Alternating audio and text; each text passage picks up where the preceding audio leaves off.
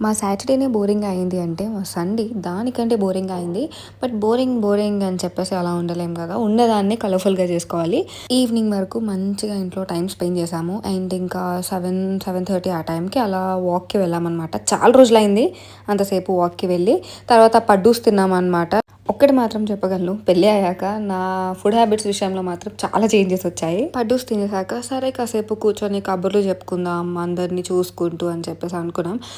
నాకైతే పర్సనలీ ఇలా చాలా ఇష్టం.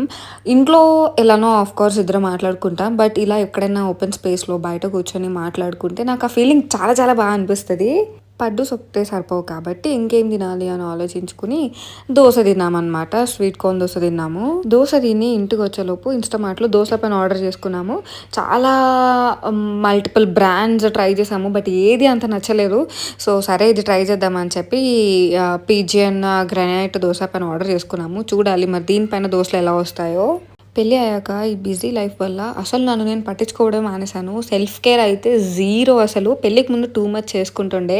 సో, ఇంకా కొంచెం టైం ఉంది కదా అని చెప్పేసి పడుకునే ముందు ఇంకా ఫేస్ ప్యాక్ పెట్టుకుంటున్నాను అనమాట. సెల్ఫ్ కేర్ కూడా చాలా ఇంపార్టెంట్. సో, మా సండే ఈవినింగ్ అయితే ఇలా అయింది. సబ్స్క్రైబ్.